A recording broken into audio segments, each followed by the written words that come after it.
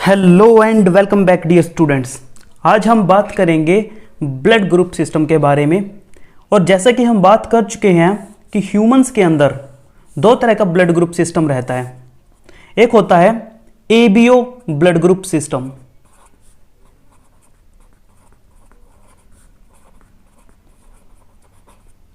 और एक रहता है आरएच सिस्टम या आरएच एंटीजन से रिलेटेड जो होता है। सो आरएच ग्रुपिंग भी आप इसको बोल सकते हैं।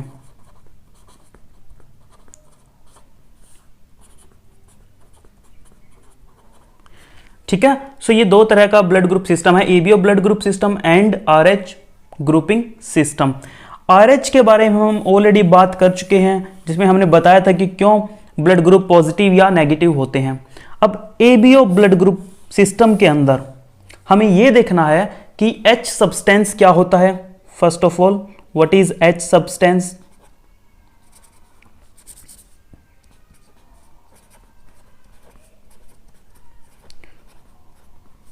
एच सब्सटेंस बनता कैसे है, और एच सब्सटेंस की वजह से कैसे कुछ लोगों के अंदर ए एंटीजन बनता है, कुछ लोगों में बी एंटीजन में मॉडिफाई हो जाता है ये, और कुछ के अंदर ए और बी दोनों तरह के एंटीजन में एच सब्सटेंस मॉडिफाई हो जाता है, और कुछ लोगों के अंदर एच सब्सटेंस किसी भी एंटीजन में मॉडिफाई नहीं होता है और उसका ब्लड ग्रुप ओ होता है।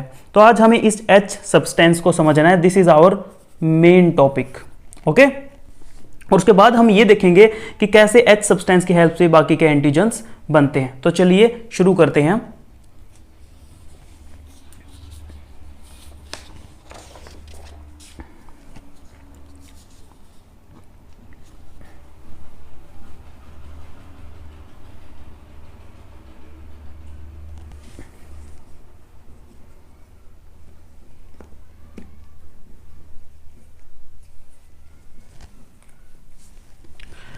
मान लीजिए हम चार अलग अलग पर्सन लेते हैं, चार अलग अलग व्यक्तियों की बात करते हैं।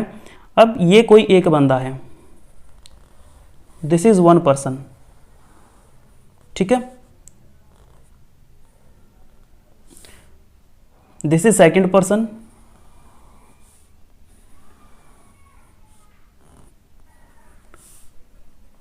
दिस इज थर्ड पर्सन,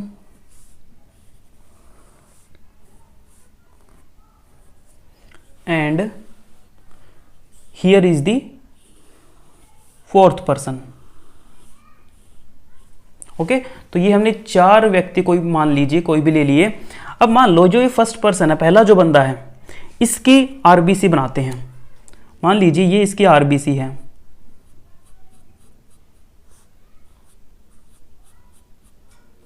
और इसकी आरबीसी के ऊपर प्रेजेंट है ए एंटीजन।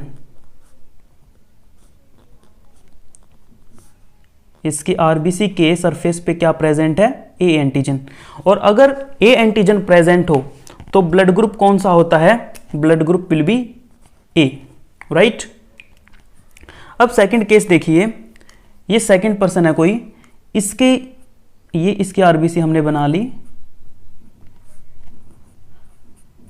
और इसकी आरबीसी के ऊपर प्रेजेंट है फॉर एग्जांपल बी एंटीजन।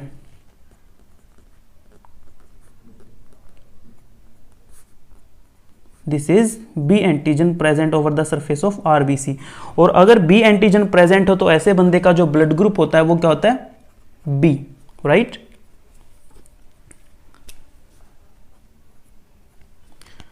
अब थर्ड पर्सन की बात देखिए,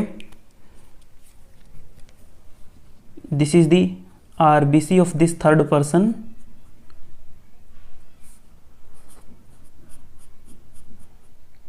और इसके आरबीसी के ऊपर ए एंटीजन भी प्रेजेंट है, साइमल्टेनियसली बी एंटीजन भी उसकी आरबीसी पे प्रेजेंट है। तो जब ए और बी दोनों तरह का एंटीजन प्रेजेंट हो तो उसका ब्लड ग्रुप कैसा होता है? A B. ये भी हम कर चुके हैं। अब तीसरा केस देखिए,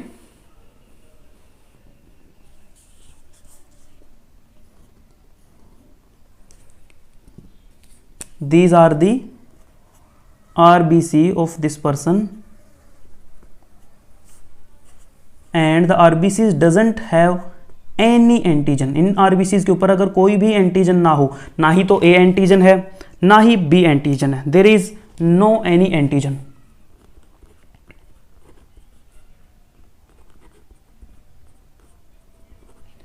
तो इस इन आरबीसीज को क्या बोलेंगे, या ऐसे ब्लड ग्रुप को हम क्या बोलेंगे, O blood group, right, O blood group. तो यानी कि ओ ब्लड ग्रुप के अंदर जो आरबीसी पाई जाती है वो बिल्कुल नेकेड आरबीसी होती है। वो बिल्कुल क्या है, नेकेड आरबीसी। यहां पे इसके सरफेस पे कुछ भी प्रेजेंट नहीं है, ना ए एंटीजन प्रेजेंट है ना बी एंटीजन प्रेजेंट है, बिल्कुल नेकेड है। बट क्या ये सचमुच में नेकेड होती है? क्या सचमुच में इनके ऊपर कुछ भी प्रेजेंट नहीं है? ऐसा नहीं है। इन आरबीसीज के सरफेस पे एक बहुत ही खास चीज प्रेजेंट होती है बच्चों, जिसको बोलते हैं एच सब्सटेंस। और यहां पे आरएच वगैरह की कोई बात नहीं हो रही है, ये एबीओ ग्रुपिंग करवा रहा हूं मैं आपको। सो आरबीसीज के ऊपर क्या प्रेजेंट है, H substance, no antigen but H substance is present over these RBCs. अब हमें यह समझना है कि ये एच सब्सटेंस क्या है, एच सब्सटेंस ये कैसे बना है। तो हम इन आरबीसीज को बड़ा करते हैं। अब एक बात तो देखिए, क्योंकि आरबीसी के ऊपर अगर ये बना है तो इसको किसी न किसी एंजाइम की जरूरत पड़ी होगी, लेकिन हमें यह भी पता है कि आरबीसी जो होती है वो तो इन्यूक्लिएटेड होती है। आरबीसी क्या होती है, इन्यूक्लिएटेड। और अगर वो इन्यूक्लिएटेड है दैट मीन्स उसके पास डीएनए भी नहीं था, और अगर डीएनए नहीं था तो एंजाइम कैसे बने, ठीक है। तो बेसिकली आरबीसी जब इमैच्योर होती है तब उसके अंदर ये सब चीजें बन रही होती है, तब ये एंटीजन वो बनाती है, ठीक है। तो यानी कि हम कौन सी आरबीसी ले रहे हैं अब यहाँ पे, actually pre you can say premature RBC का एग्जाम्पल हम यहाँ पे ले रहे हैं, या अब बोल सकते हो प्रीकर्सर सेल का एग्जाम्पल हम यहाँ पे ले रहे हैं। We are taking the example of precursor RBC और you can say premature RBC, क्योंकि प्री मैच्योर आरबीसी के अंदर ही अभी डीएनए प्रेजेंट है, न्यूक्लियस प्रेजेंट है उसमें, क्योंकि जब वह मैच्योर होगी तो वो न्यूक्लियस को बाहर निकाल देगी और वो इन्यूक्लिएटेड हो जाती है, फिर तो कुछ बना ही नहीं पाएगी। सो प्री मैच्योर सिचुएशन में ही ये एच सब्सटेंस इसके अंदर प्रोड्यूस होता है। अब हमें ये देखना है कि ये बनता कैसे है। तो चलिए सबसे पहले एक आरबीसी बनाते हैं बड़ी सी।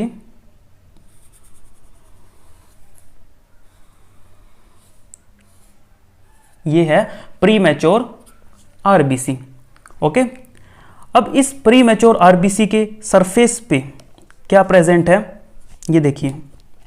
इस प्री मैच्योर आरबीसी के सरफेस पे प्रेजेंट है millions of oligosaccharides like this, like this. So ये क्या बना रहा हूं मैं, दीज आर ओलिगोसैकेराइड मॉलिक्यूल्स। मैं यहां पे नीचे लिखता हूं, these are ओलिगोसैकेराइड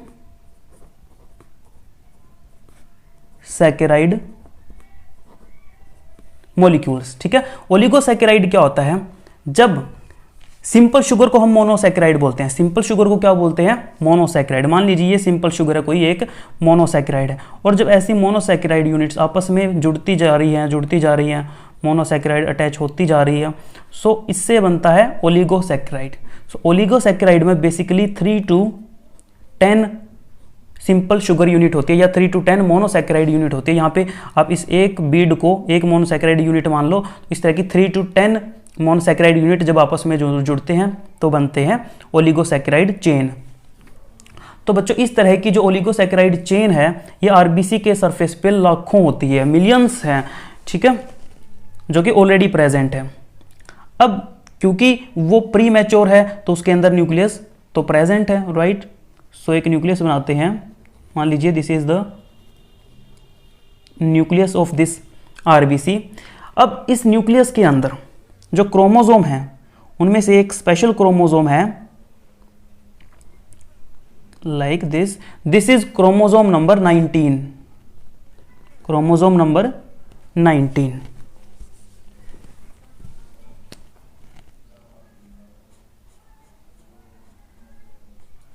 अब ये जो क्रोमोसोम नंबर 19 है, इसके अंदर एक खास तरह का जीन होता है हियर, नीचे वाली जो आर्म है, लोअर आर्म के ऊपर एक स्पेशल जीन है, और जब ये जीन खुद को एक्सप्रेस करेगा तो बनाता है एक खास तरह का एंजाइम, एक खास तरह का ट्रांसफरेज एंजाइम। ओके, इसका नाम है fucose transferase. This enzyme is called fucose transferase. मैं नीचे लिख देता हूं यहां पे, FT stands for fucose transferase. So देखो, ट्रांसफरेज दैट मीन्स ये ट्रांसफर करेगा, और ये क्या ट्रांसफर करेगा, ये फ्यूकोज ग्रुप को ट्रांसफर करेगा। ओके, तो सेल के अंदर फ्यूकोज मॉलिक्यूल्स प्रेजेंट है, so these are fucose molecules.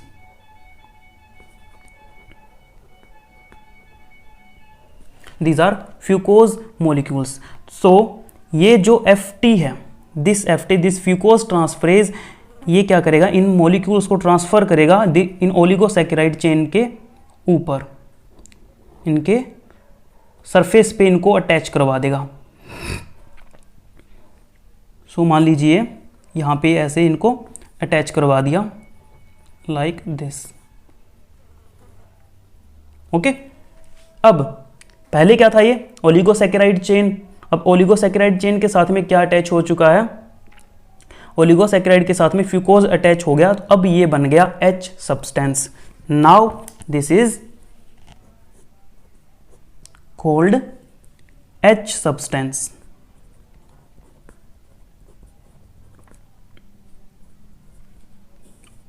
देखो कितना इजी है कि इस जीन ने अपने आप को एक्सप्रेस किया, क्रोमोसोम नंबर 19 के जीन ने खुद को एक्सप्रेस किया और क्या बनाया, fucose transferase enzyme. Fucose transferase ने फ्यूकोज मॉलिक्यूल को ट्रांसफर कर दिया ओलिगोसैकेराइड चेन के ऊपर, और ये बन गया H सब्सटेंस। दैट मीन्स भाई H सब्सटेंस के अंदर क्या क्या चीजें होती है, H सब्सटेंस के अंदर दो चीजें हैं। H सब्सटेंस के अंदर दो चीजें कौन कौन सी है, एक तो है फ्यूकोज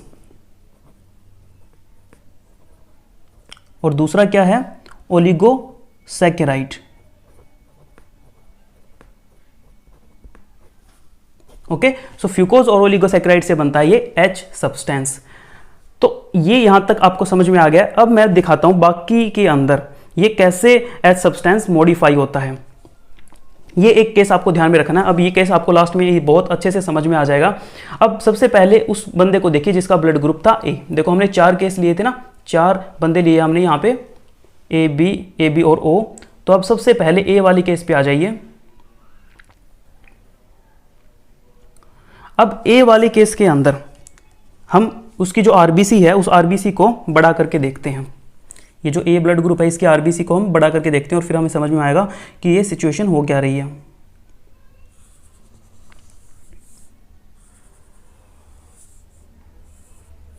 ये एक केस हो जाएगा हमारा। यहाँ पे हम अपना सेकंड केस बना लेंगे और यहाँ पे हो जाएगा हमारा थर्ड केस। ओके, तो सबसे पहले देखिए ए केस वाली की बात करते हैं हम। तो इसमें देखिए जिसका ब्लड ग्रुप ए है, अब उसके अंदर क्या सिचुएशन होती है। मान लीजिए this is the nucleus.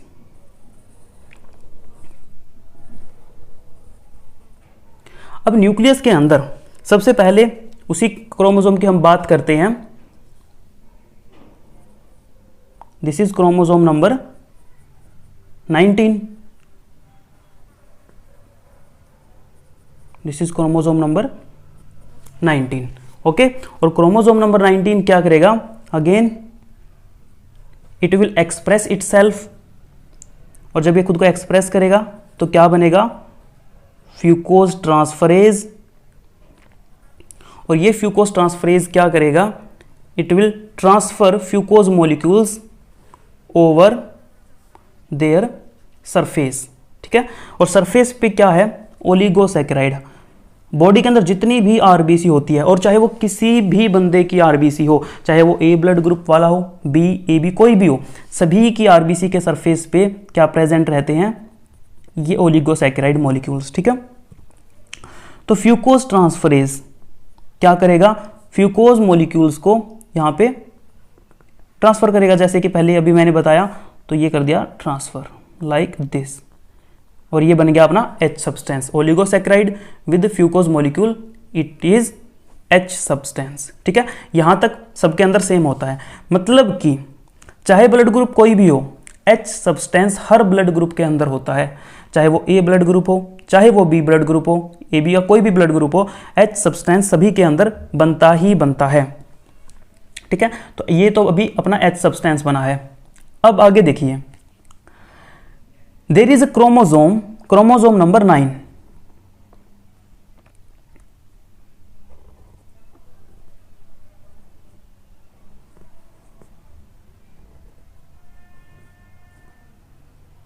This is chromosome number 9। अब इस क्रोमोसोम नंबर 9 पे, और हमें पता है, देखो क्रोमोसोम कितने, क्रोमोसोम नंबर 9 संख्या में कितने होंगे, 2। ठीक है, chromosome number 2, sorry chromosome number 9 संख्या में कितने हैं, 2। 2 क्यों है, क्योंकि एक किससे आता है, हमें पता है, एक फादर से आता है और एक किससे आता है, मदर से आता है। मान लीजिए एक वाला क्रोमोसोम है, ये मदर से आया है,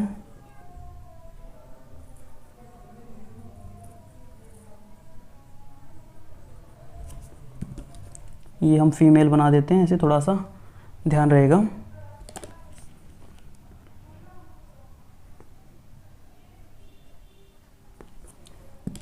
और ये दिस इज फादर,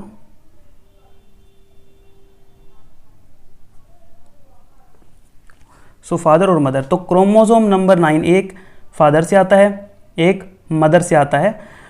अब इनके पास there is a special locus, यहाँ पे क्रोमोसोम पे खास तरह का लोकस है, जो क्या करेगा, ये लोकस अपने आप को जब एक्सप्रेस करेगा, it will express itself and make a special enzyme, एक खास तरह का एंजाइम बनाएगा, उस एंजाइम को हम बोलते हैं Naga T.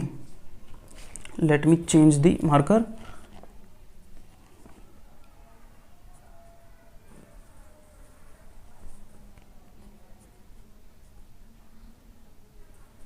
This is, so this is naga tea, Naga T. अब ये नागा टी क्या है, नागा टी का मतलब है N acetyl galactosamine transferase.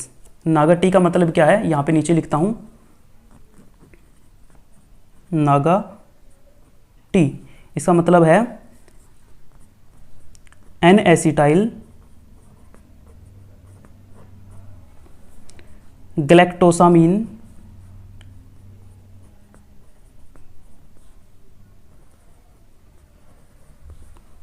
Transferase. Okay, यानी कि ये एन एसिटाइल ग्लैक्टोसामिन को ट्रांसफर करेगा।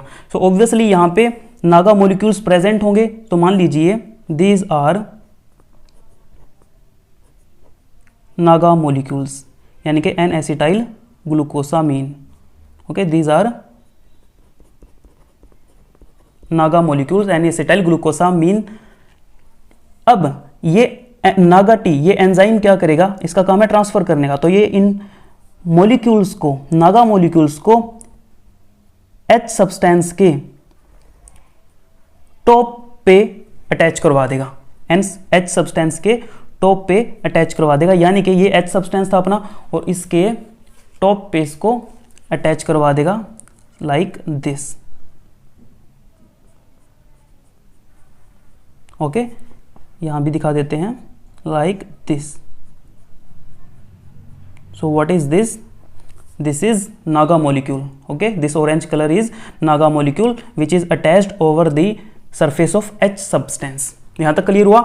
अब देखो, अब ये क्या बन गया बच्चों, H substance along with this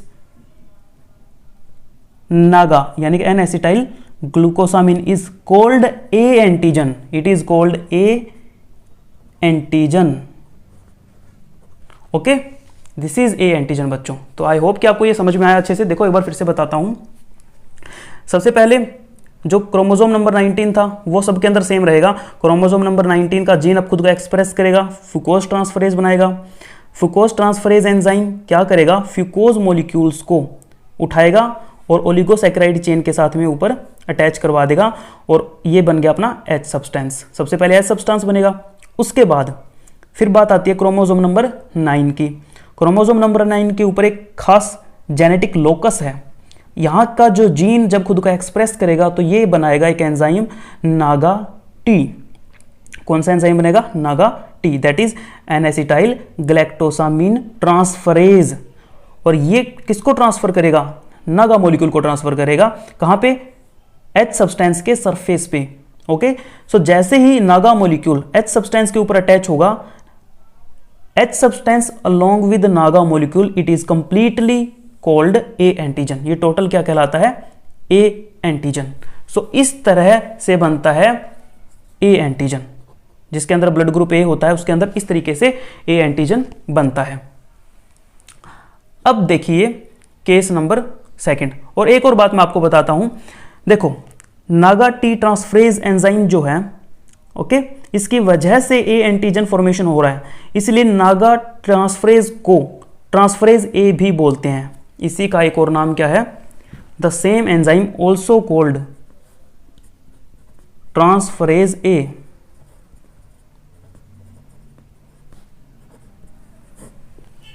ठीक है। अब सेकंड केस देखिए, यानी कि अब हम बी ब्लड ग्रुप वाले के अकॉर्डिंग बात करेंगे। अब इसके अंदर भी क्या है, पहले तो वही होगा जो फर्स्ट, जो मैंने क्रोमोसोम आपको बताया था, chromosome number 19, this is chromosome number 19। और क्रोमोसोम नंबर 19 के पास में एक खास तरह का क्या है, जीन है जो खुद को एक्सप्रेस करेगा अगेन, और वो सारा का सारा प्रोसेस होगा जो पिछले केस में हुआ था, बिल्कुल सेम टू सेम। अब मैं वो दोबारा से नहीं बता रहा, यहाँ पे रिपीट करने की जरूरत नहीं है।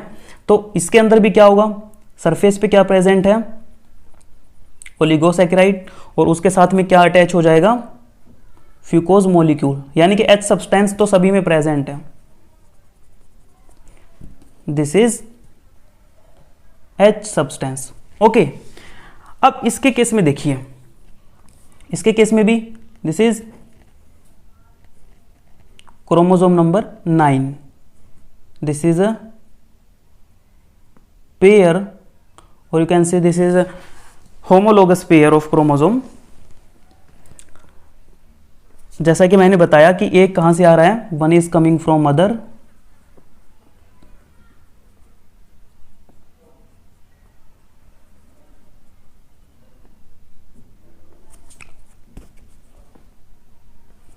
and other is coming from father। अब इनके पास भी एक खास तरह का एंजाइम है।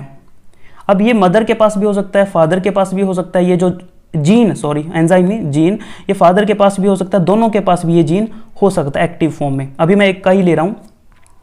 अब जब ये जीन खुद को एक्सप्रेस करेगा तो ये भी एक एंजाइम बनाएगा, स्पेशल एंजाइम बनाएगा, and this special enzyme is called transferase B. This enzyme is called transferase B. और ये ट्रांसफरेज बी क्या करेगा, अब सेल के अंदर प्रेजेंट होते हैं galactose molecules, these are galactose molecules। okay, galactose यहां पे कंप्लीट नागा मॉलिक्यूल को ट्रांसफर नहीं करेगा, ये ट्रांसफरेज बी जो है ये सिर्फ गैलेक्टोज मॉलिक्यूल को ट्रांसफर करेगा on the top of H substance, on the top of H substance like this. So ये एच सब्सटेंस के ऊपर यहां पे क्या अटैच हो गया, गैलेक्टोज मॉलिक्यूल अटैच हो गया। और जैसे ही एच सब्सटेंस के ऊपर गैलेक्टोज मॉलिक्यूल अटैच होगा तो ये बन जाएगा अपना B antigen. This complete molecule, that means H substance along with galactose molecule is called B antigen. So इस टाइप से जिसका ब्लड ग्रुप बी होता है उसके अंदर इस टाइप से बी एंटीजन फॉर्मेशन होती है. सो देखो कितना इजी है. ए एंटीजन कैसे बनता है, बी एंटीजन कैसे बनता है, मैंने आपको दोनों बता दिए. अब थर्ड केस देखिए. थर्ड केस में क्या होगा. First of all the same thing will happen, that means chromosome number 19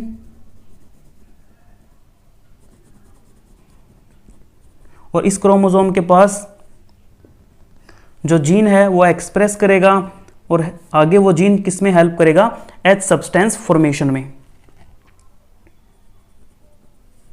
so these are oligosaccharide chain.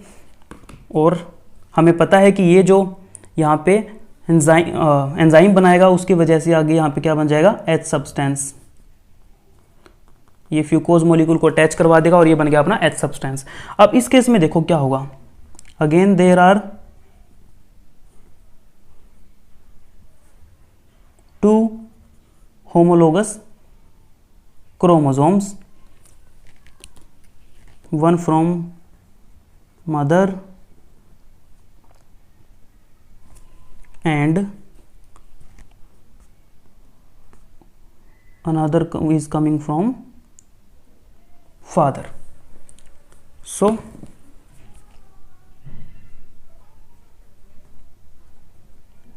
अब इनके पास देखिए, दोनों के पास दो अलग अलग तरह के जीन हैं. दोनों के पास दो अलग अलग तरह के जीन हैं. अब वो जीन फादर के पास भी हो सकता है, मदर के पास भी. ये कोई स्पेसिफाई नहीं है कि वो फीमेल का है या वो मेल का है, वो कोई चक्कर नहीं है यहाँ पे, ठीक है. वो किसी के अंदर भी हो सकता है. तो मान लीजिए कि जो फीमेल वाला जो जीन है, जब ये खुद को एक्सप्रेस कर रहा है तो इसने बनाया ट्रांसफरेज ए एंजाइम. मतलब कि ट्रांसफरेज ए किसको बोलते थे, नागा-टी को, है ना, जो एन-एसिटाइल ग्लूकोसामिन को ग्लैक्टोसामिन को ट्रांसफर करता था वो. तो इसने बनाया कौन सा,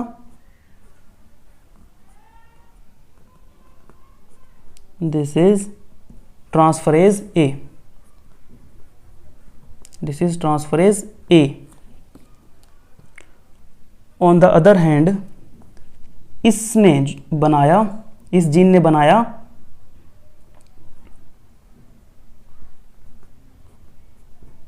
ट्रांसफरेज बी. ओके, दोनों ने अलग अलग एंजाइम प्रोड्यूस किए हैं. अब जो ट्रांसफरेज ए है, ट्रांसफरेज ए हमें पता है ये किसको, ट्रांसफरेज ए किसका नाम था, और हमें पता है एन-एसिटाइल ग्लैक्टोसामिन ट्रांसफरेज, नागा-टी का नाम था. तो ट्रांसफरेज ए क्या करता है, नागा मॉलिक्यूल्स को ट्रांसफर करेगा. मान लीजिए this is a NAGA molecule. So ये क्या करेगा, इसको कैरी करेगा और कहां पे छोड़ देगा, इसको ले जाके पटक देगा एच सब्सटेंस के सरफेस पे. ओके, यानी कि अब ये कंप्लीट क्या बन गया, H substance along with this it becomes A antigen, right. दूसरा देखो ट्रांसफरेज बी क्या करेगा, ये मान लीजिए this is a galactose molecule, this is a galactose molecule. हमें पता है ट्रांसफरेज बी ग्लैक्टोज मॉलिक्यूल्स को ट्रांसफर करता है कहाँ पे, एच सब्सटेंस के सरफेस पे. तो इसने एच सब्सटेंस के सरफेस पे ये चिपका दिया किसको, ग्लैक्टोज को. सो एच सब्सटेंस इसके साथ मिलके ये क्या बन जाएगा, B antigen. This molecule is B antigen. That means कि आप देख सकते हैं कि आरबीसी के सरफेस पे ए एंटीजन भी बन रहा है, बी एंटीजन भी बन रहा है. और ए और बी एंटीजन जब बनते हैं तो ऐसे बंदों का ब्लड ग्रुप क्या होता है, ए बी ब्लड ग्रुप होता है. अब आपको कॉन्सेप्ट अच्छे से क्लियर हो गया है ना. अब आपने एक चीज देखी कि एच सब्सटेंस हर केस में बन रहा है, चाहे किसी का ब्लड ग्रुप ए है, चाहे बी है, चाहे ए बी हो, चाहे उसका ब्लड ग्रुप हो ओ. अब आ जाओ लास्ट केस पे. अब ऊपर देखिए ब्लड ग्रुप क्या है, ओ. सो एच सब्सटेंस तो इसमें भी बनेगा, ठीक है, यानी कि क्रोमोसोम नंबर 19, यहीं से मैंने शुरुआत की थी इसीलिए, ताकि आपको कॉन्सेप्ट अच्छे से क्लियर हो। अब इसमें देखिए कि जो क्रोमोसोम नंबर 19 है, क्रोमोसोम नंबर 19 फ्यूकोज ट्रांसफरेज बनाएगा। वो फ्यूकोज ट्रांसफरेज क्या करेगा, फ्यूकोज मॉलिक्यूल को जो ओलिगोसैकेराइड चेन है उसके साथ अटैच करवा देगा और ये बन गया अपना एच सब्सटेंस। अब इसके अंदर जो क्रोमोसोम नंबर, मतलब कि इसी के अंदर दिखा देते हैं, न्यूक्लियस के अंदर ही क्रोमोसोम नंबर 9 है, उनका क्या, व्हाट अबाउट क्रोमोसोम नंबर 9। अब क्रोमोसोम नंबर 9 के अंदर जो जीन होते हैं जिनकी वजह से ए एंटीजन या बी एंटीजन बनते थे, वो इसके केस में काम नहीं कर रहे हैं। इसके केस में क्रोमोसोम नंबर 9 के जो ये जीन हैं, these are not working properly, और आप बोल सकते हैं नॉट एक्सप्रेसिंग, अपने आप को एक्सप्रेस नहीं कर पा रहे हैं। कोई भी रीजन हो सकता है, वो रीजन म्यूटेशन हो सकता है या कोई और रीजन हो सकता है। सो ये जीन अपने आप को एक्सप्रेस नहीं कर रहे हैं, इसीलिए ना ए एंटीजन बन पाएगा ना बी एंटीजन बन पाएगा। सिर्फ एच सब्सटेंस प्रोड्यूस हुआ है सरफेस पे, यानी कि एच सब्सटेंस, अकेला एच सब्सटेंस है इनकी आरबीसी के सरफेस पे, बट कोई एंटीजन नहीं बन पाया है। सो आई होप कि ये बात आपको अच्छे से समझ में आ रही है। तो मैं यहाँ पे दो पॉइंट लिखता हूँ, आपको पता चलेगा कि ए और बी एंटीजन कैसे बनते हैं। अब आपको यहाँ पे 2 पॉइंट नोट करने हैं। देखो, पहला पॉइंट तो आपको ये ध्यान रखना है कि जिसका ब्लड ग्रुप ए है, जिसका ब्लड ग्रुप ओ है, ब्लड ग्रुप ओ के केस में क्या है, क्रोमोसोम नंबर जो 9 है वो क्या हो चुका है, has been mutated due to certain reason, और वो अपने आप को एक्सप्रेस नहीं कर पाया, सर्टेन रीजन। ये एक बात हुई। So there will not be any antigen, so there will not be any antigen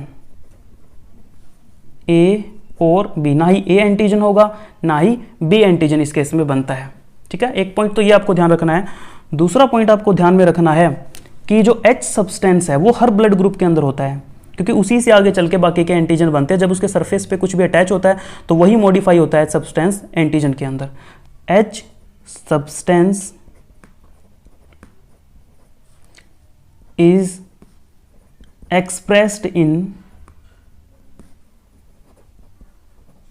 all blood groups। H substance क्या है, हर ब्लड ग्रुप के अंदर एक्सप्रेस हो रहा है। तो आप देख सकते हैं कि यहां पे देखो, फर्स्ट केस क्या है, ए ब्लड ग्रुप का है, इसके अंदर भी एच सब्सटेंस बना है सबसे पहले क्रोमोसोम नंबर 19 से। बी ब्लड ग्रुप के अंदर सेकंड केस है, देखो बी ब्लड ग्रुप का केस है, इसमें भी एच सब्सटेंस बन रहा है। ए बी के अंदर भी एच सब्सटेंस बन रहा है, और ओ के केस में भी ये क्या है, एच सब्सटेंस फॉर्मेशन हो रहा है। सो ये था बच्चों एच सब्सटेंस के बारे में कि कैसे एच सब्सटेंस कुछ के केस में ए एंटीजन बनाता है, कुछ में बी एंटीजन बनाता है, कैसे किसी के अंदर ये ना ए एंटीजन फॉर्मेशन में हेल्प करता है ना बी एंटीजन फॉर्मेशन में हेल्प करता है, और उसको हम बोलते हैं blood group O. So I hope कि कंप्लीट लेक्चर आपको बहुत अच्छे से क्लियर हो गया है। So that's it, thank you so much.